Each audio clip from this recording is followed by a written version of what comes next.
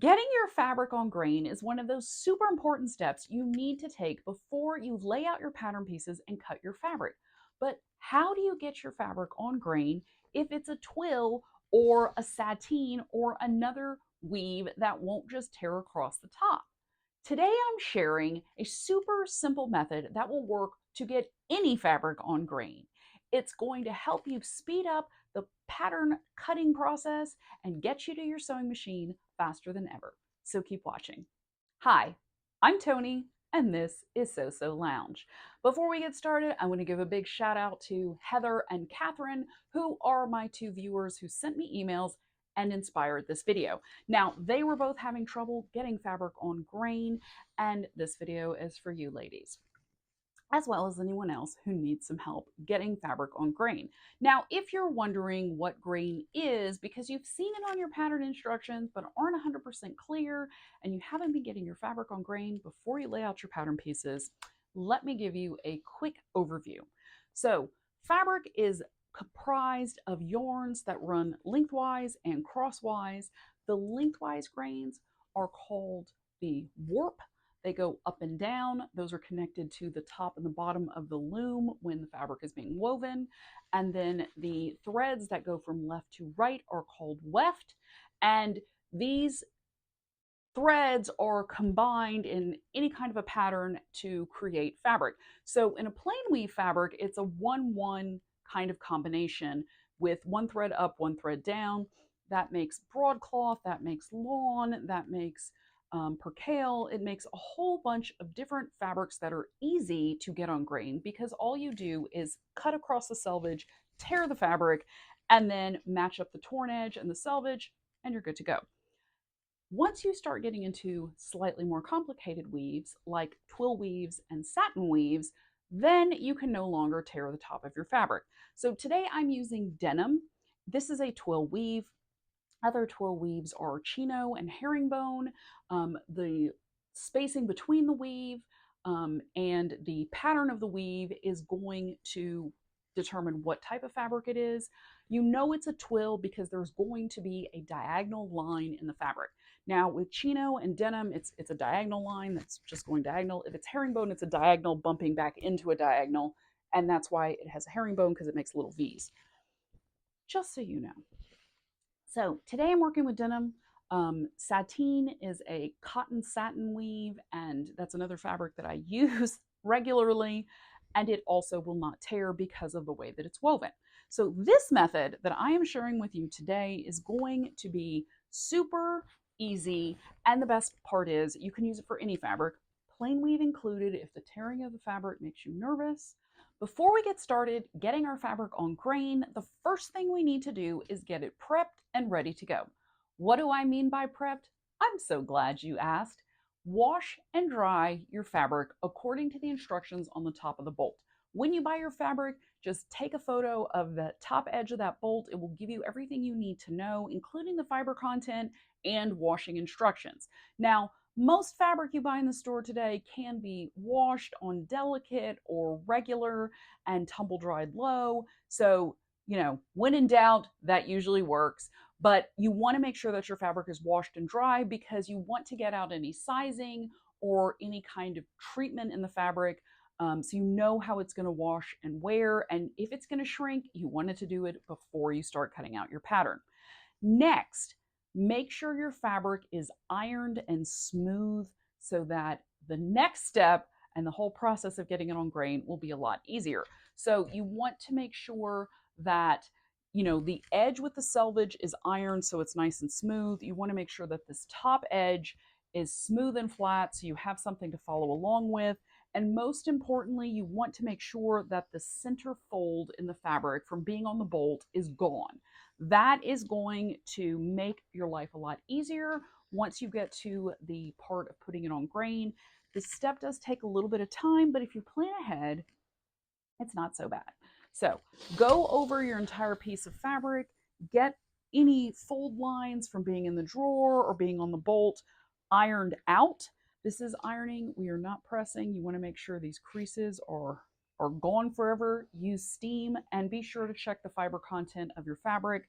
If you're using a natural fiber, high heat and steam usually works. If you're using something that has polyester or nylon blended in, then you want to use a lower iron.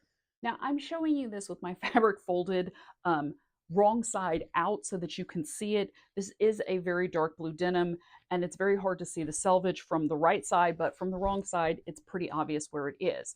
So if you want to get started, just so you can see what we're doing here, and this is much easier to do than it is to film, so bear with me on this. I am matching the cut edge of my fabric, which is raveling a little bit because I washed this, obviously, before, just from the wash. And then I'm matching the selvage pieces together.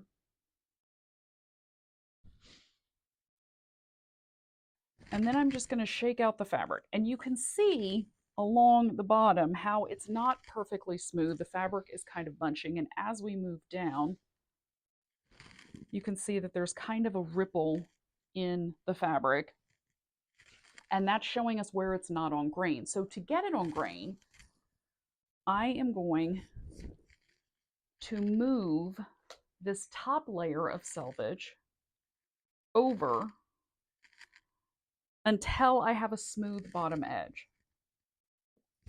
And this does require a little bit of maneuvering. Move that pattern.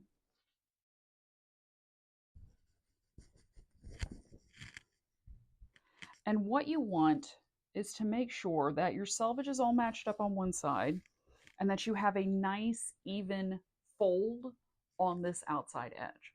So these are the ripples along the fold of the fabric that we want to get rid of, because getting rid of them will mean that our fabric is on grain, but right now you can see that it's not, because it's not lying flat and smooth along that outside edge. All right, so this filming setup is a little bit different than usual. I am using a new lamp and I'm trying to get this all in the same picture.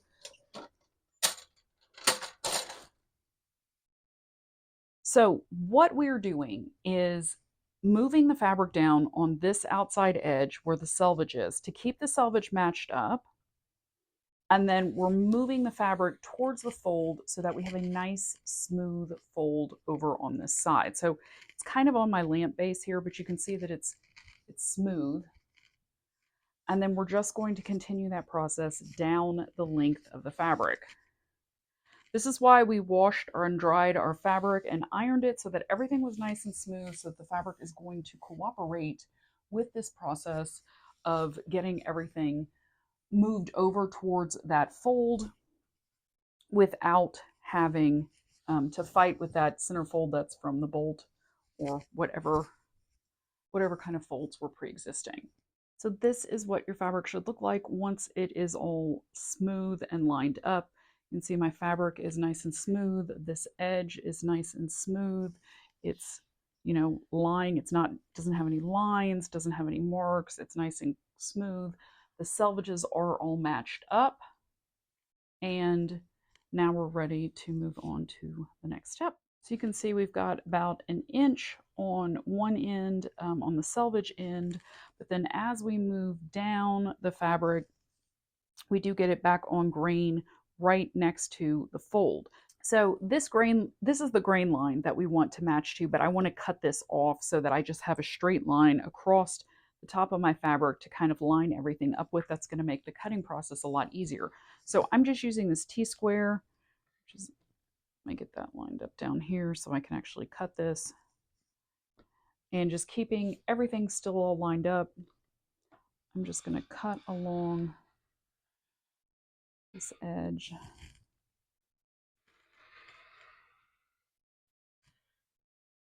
And then move down and flip this. Get it lined back up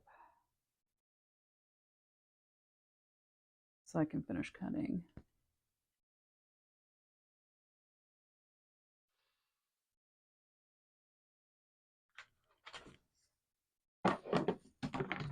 And once we remove this piece, now we've got the fabric all ready to go. We've got this nice top edge to line up everything else to. This is the other end of the fabric edge, and you can see it's still about 1 inch on the selvage end, but then we've got everything all lined up once we get over to the fold. So pretty much the same at both ends of the fabric. This end we do not have to trim off. We can just leave it alone because we're going to be cutting from the top edge.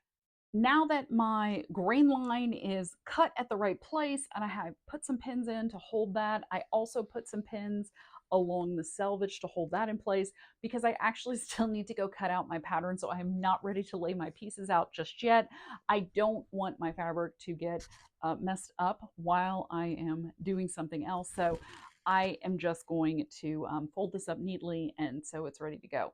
Now, the great part about taking the time to get your fabric on grain is that once you've gone through this process, that means that the lengthwise threads and the widthwise threads, the warp grains and the weft grains, are now at a perfect right angle to each other, and that means you've achieved grain perfection.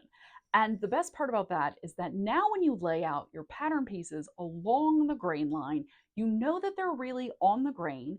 And that means that once you cut out your pattern and sew up your project, your garment is going to hang the way it's supposed to. It's going to fit the way it's supposed to. And you're going to be very, very happy with the end result.